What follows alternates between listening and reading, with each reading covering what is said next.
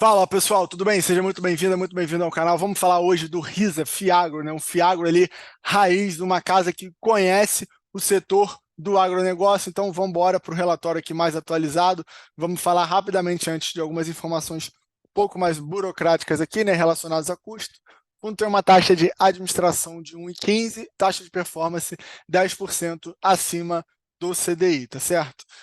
Então vamos já para aquele overview que dá bastante informação para a gente, né? O fundo está com dividend yield anualizado de 15,90%, tá? Lembrando que os rendimentos do Fiagro também são isentos do imposto de renda, né? Um spread de crédito de 5,45, né, em relação ao CDI, e só nessa informação a gente já vê que ele é um Fiagro um pouco mais arriscado, tá? Para um spread de 5,45 é porque também está correndo um certo risco, tá? 92,83 de originação própria, isso mostra também a expertise da casa, né, em relação a agro. São poucas as casas no Brasil que conseguem ter originação própria em relação ao agronegócio, né, em relação ao mercado imobiliário tem muita, mas em relação ao agronegócio são poucas. Isso aqui já chegou a 100%, eles, né, provavelmente deram uma diversificada aqui, tá? O fundo pagou o último dividendo 0,12 centavos por cota, lembrando que ele é um fundo de base 10, então, portanto, é bem acessível ao investidor pessoa física, ao investidor de varejo. Cota patrimonial, né, 9,59. São 31 ativos no total, tá? A gente vai ver no final ali detalhadamente a concentração, que é também outro aspecto muito importante dessa carteira, tá? 100% estão indexados ao CDI. Isso é uma característica também que você tem que saber, né? O fundo ele não tem ativos por enquanto IPCA, né? Bateu ali mais de 81 mil número de cotistas, né? 107% do patrimônio, né? Claro que isso aqui tem a questão da alavancagem do caixa que eles fazem, e a cota de mercado na data desse relatório bateu ali 9,70 centavos, tá certo? Então, ele, né, rapidamente vai falar aqui das principais culturas, né? Soja, milho, tá? O preço da soja ele está um pouco mais estabilizado em relação ao milho. O milho ele caiu bastante, tá? Depois, né, teve uma recuperação que a gente está provavelmente vai ser prejudicado um pouco a plantação de milho. E isso vai fazer com que o preço suba levemente, né? Vamos ver se ainda se mantém em patamar saudável, tá certo? Em relação ao algodão também, depois de cair bastante, ele deu uma estabilizada aqui. E chegando ali ao número de cotistas, né, que a gente já viu, vale a pena anotar também, né, a trajetória ascendente do número de cotistas. Isso é importante para trazer liquidez do fundo, né, para eventualmente fechar os gaps que possam ter em relação ao desconto sobre o valor patrimonial, tá certo? Em relação ao resultado, né, no mês de outubro aqui, ele não é um fundo que ele costuma fazer muita reserva, tá? O que ele gera, né, geralmente, ó, 99, 101, ele gerou e distribuiu, ele não fica trabalhando com reserva para linearizar a distribuição, tá certo? Isso também é uma outra característica que você precisa ter, tá? Então, o dividend yield, né, mensal aqui equivale a 1,24%, tá? E no mercado secundário, esse mês ele caiu levemente ali, foi de 9,82 para 9,70, tá? Então tá aqui o histórico, né, de distribuição, de alocação do fundo, spread anualizado, né? E o CDI, ele coloca aqui também o período de 21 dias úteis, que isso vai também variar na remuneração, já que ele é 100% ali alocado em CDI, tá? Ele tem conseguido manter, né, o pagamento ali, uma rentabilidade atrativa, né, sempre negociando com um prêmio interessante sobre o CDI, né, claro, também fazendo jus à isenção, tá certo? Então aqui ele coloca mais ou menos um resumo, né, aqui do valor final e o valor inicial da cota. Então teve um decréscimo ali, caiu de 82, né, para 9,70, né, sendo o valor contábil 9,59, tá? Então, se você considerar os rendimentos mais essa pequena variação, você vai ter uma rentabilidade negativa nesse mês de menos 0,94, tá? O que é uma oscilação ali relativamente normal. Muito disso aqui é explicado pela expectativa de diminuição da taxa Selic, tá certo? Agora, adentrando, né, a carteira, ao portfólio do fundo, como a gente já falou, né, 100% já está alocado ao CDI. A principal cultura é soja, né, seguida de milho, algodão, semente de soja, semente de pastagem, sorgo.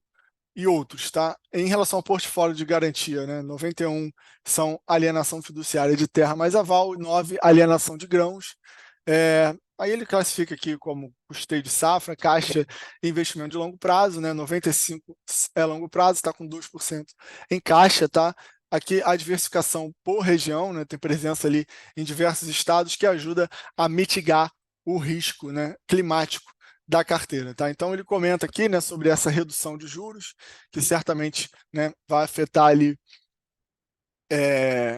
a rentabilidade do fundo, não tem como, se ele é indexado ao CDI. O CDI abaixa, né, em termos absolutos, você vai receber menos também, tá? O fundo também informa uma movimentação que teve ali do CRA emitido pela Unigel Sementes, tá? Dá mais informação, a gente vai passar pela carteira com mais detalhes a partir de agora, tá, pessoal? Então, vou precisar diminuir um pouco mais, celular, pessoal do celular, que me perdoe. Então, uma coisa que eu queria falar, talvez você ainda não saiba, né, e não identifique aqui, essa questão das séries, né, sênior, mezanino e subordinada, tá? A série sênior, como o próprio nome diz, é ela que tem preferência, tá, sobre as demais.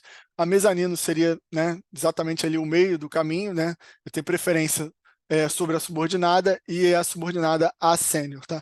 E a subordinada é a última, né, a última a receber depois que todos os credores é, já receberam, e também tem, né, a série única, que são direitos iguais para todos os credores. Não por acaso, né, você veja esse exemplo aqui.